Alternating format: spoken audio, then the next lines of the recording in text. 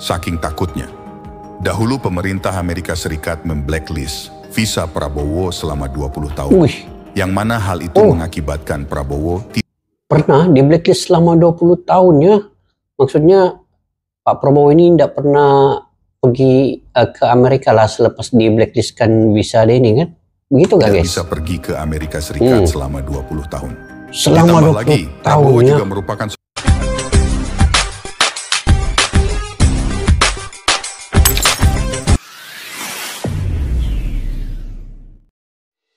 Assalamualaikum dan salam persaudaraan, salam seduluran guys. Apa kabar semua? Semoga sehat selalu, sentiasa dimurahkan rezeki dan kalian sukses ya dalam semua yang kalian lakukan, perniagaan kalian, pertanian kalian, rakan-rakan kalian, teman-teman kalian. Semoga semuanya dimurahkan rezeki semua ya. Dan kita ketemu lagi di channel Askalani Studio. Oke guys, hari ini saya ingin mereaksi satu video yang mana pengganti Bapak Jokowi nanti, insya Allah Bapak Prabowo akan menggantikan pada bulan Oktober, dan semua dasar-dasar, semua proyek-proyek mega yang dilakukan semasa Bapak Jokowi ini akan diteruskan oleh Bapak Prabowo. Ini hasil kesinambungan di antara kedua pemimpin ini, dan ini sangat berarti sebenarnya untuk Indonesia, karena sekiranya mereka tidak yang menggantikan Bapak Jokowi ini tidak meneruskan segala dasar-dasar yang baik, segala proyek-proyeknya, maka amat sukar untuk Indonesia menjadi negara emas 2045. Tetapi beruntungnya Pak Prabowo akan meneruskan ke semua apa yang telah dilakukan semasa pemerintahan Bapak Jokowi. Guys, kita semak video ini. Saya ternampak video ini daripada channel Lentera Sejarah ya. Pada yang baru ketemu channel ini juga, kalian boleh bantu dukung untuk subscribe, like, share, dan komen juga. Judulnya ialah Remehkan Saja Kalau Berani. Amerika saja dibuat panas dingin oleh Prabowo. Guys, apa di sebalik video ini? Itu yang saya pun penasaran, tertanya-tanya. Jadi yuk kita sama-sama simak video ini sampai habis guys.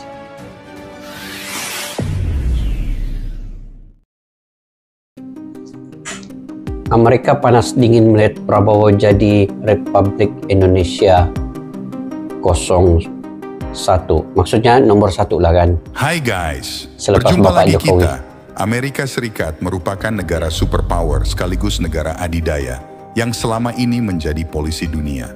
Sebagai negara adidaya di dunia, Amerika Serikat tidak pernah absen dalam mencampuri urusan geopolitik di wilayah negara manapun, termasuk Indonesia. Inilah Amerika ini guys, yang saya heran, dia masuk campur semua urusan negara-negara lain, termasuk juga Indonesia kan.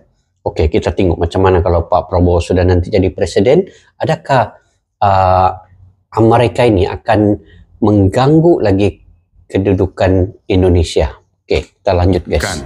Tak segan-segan, Amerika Serikat akan melakukan segala skenario propaganda hanya demi untuk menjatuhkan pemimpin negara yang tidak mau tunduk dan patuh kepada pengaruhnya. Nah, ini. Dalam sepak terjang sejarah kepresidenan di Indonesia, tercatat ada beberapa presiden Indonesia yang sangat ditakuti Amerika Serikat. Sosok pertama yang paling ditakuti oleh Amerika Serikat yaitu Presiden Soekarno. Alasan ketakutan Amerika Serikat ini didasari oleh sikap dan pemikiran politik Soekarno. Memang yang pada hebat lah saat Soekarno itu ini. anti blok barat. Pada era kepemimpinan Presiden Soekarno, segala kebijakan luar negeri Indonesia lebih condong ke blok timur.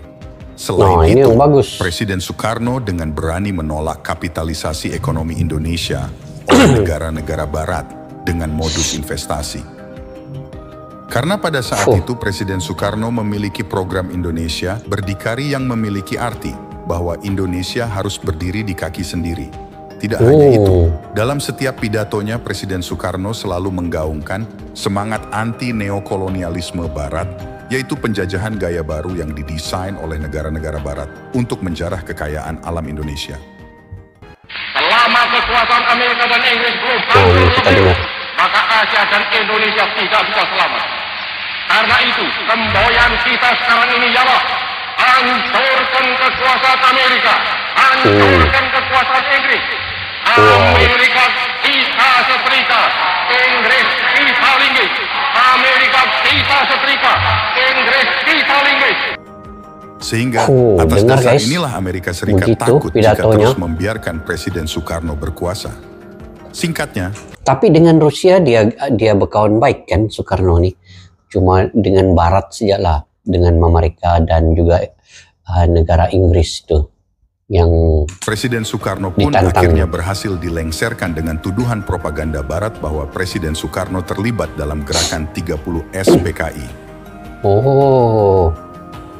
Sosok Barat Presiden Indonesia berikutnya yang paling ditakuti oleh Amerika Serikat adalah Presiden Joko Widodo. Joko Widodo pun ditakuti Siapa sangka sosok presiden yang terlihat ramah dan lugu ini rupanya berhasil membuat Amerika Serikat ketakutan.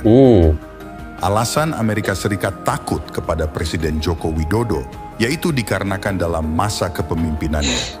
Presiden Joko Widodo lebih berpihak pada Blok Timur dalam hal menjalin kerja sama ekonomi dan hubungan diplomasi pertahanan. Tidak hanya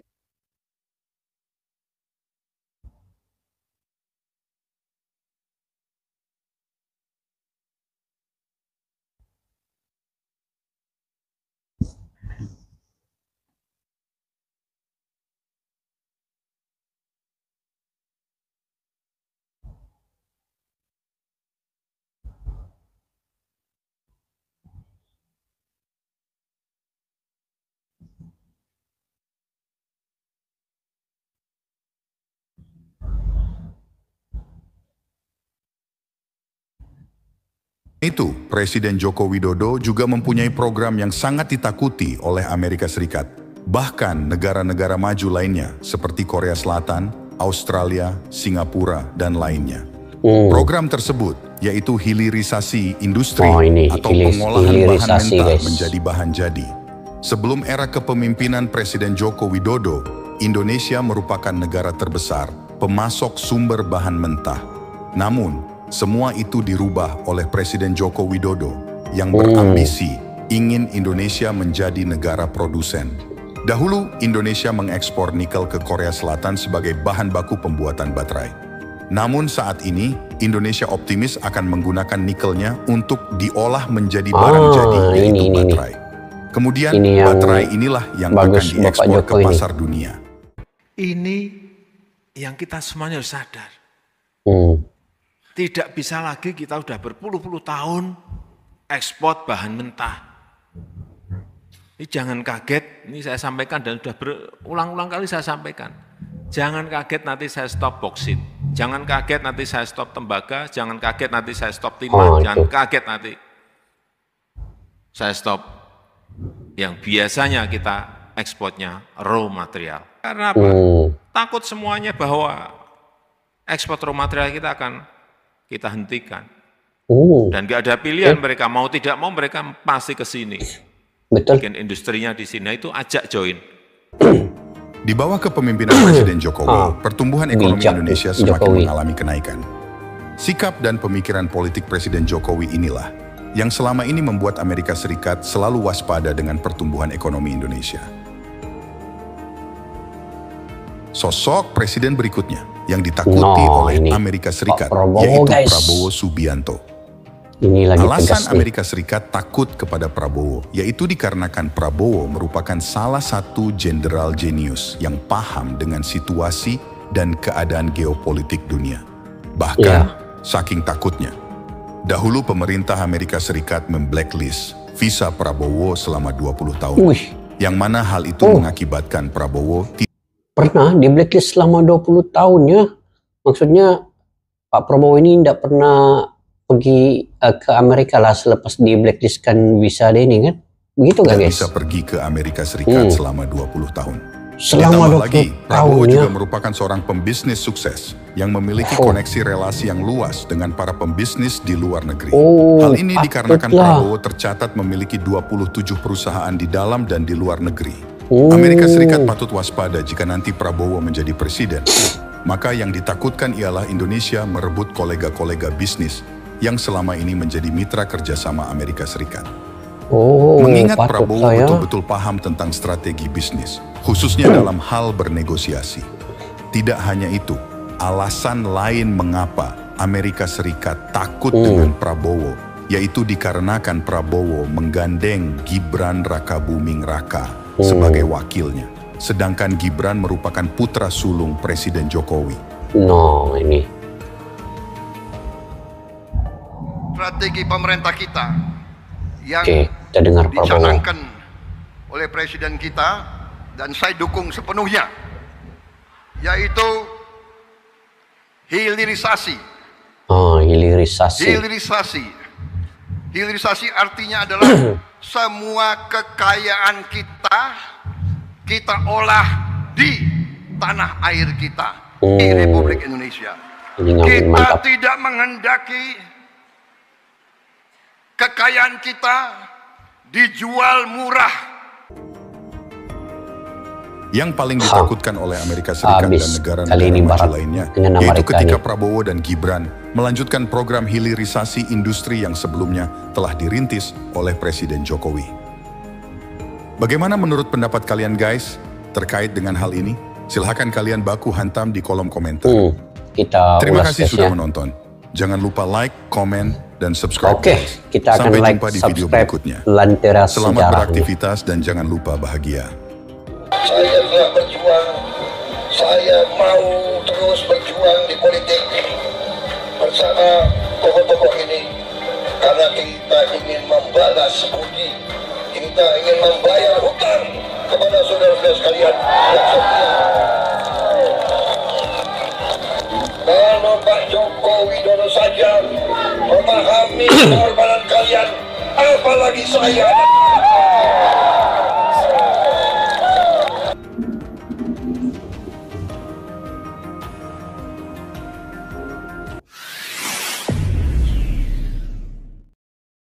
Nah guys, kalau begini pemimpin yang ada di negara Indonesia, sudah pasti negara Indonesia akan melangkaui lagi jauh ke depan selepas ini. Menjadi Indonesia Emas 2045 itu tidak mustahil ya. Sekiranya semua dasar-dasar dan juga apa program yang dibuat oleh Bapak Jokowi itu diteruskan oleh Pak Prabowo. Tapi menarik ya di sini kan guys.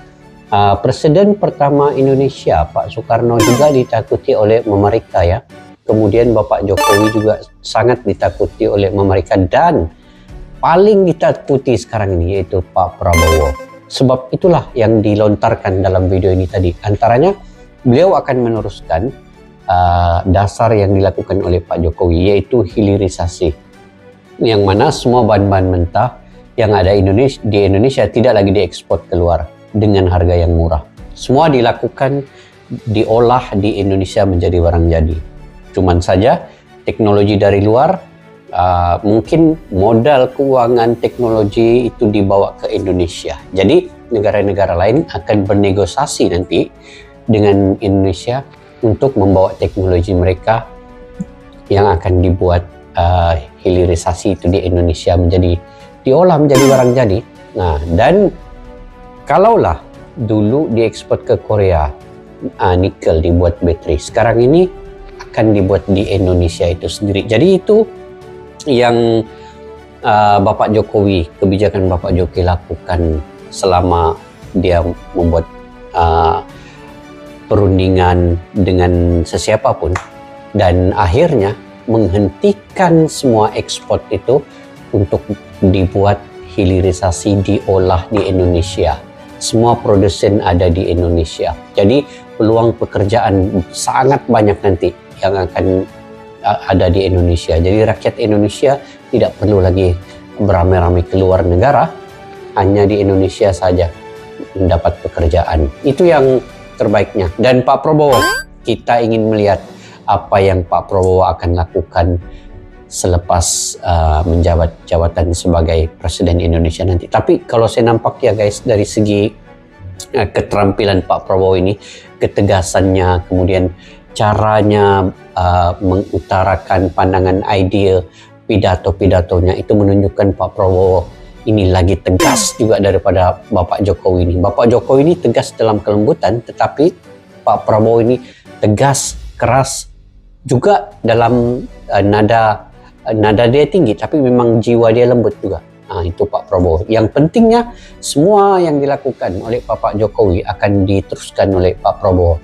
Itu akan menjanjikan Indonesia menjadi negara maju dan juga Indonesia Emas 2045 dapat dilakukan. Oke guys, bagaimana menurut pandangan kalian terkait dengan perkara ini tadi? Kalian juga boleh komentar di ruang kolom di bawah. Sampai kita berjumpa lagi guys di video yang akan datang. Assalamualaikum warahmatullahi wabarakatuh. Bye-bye.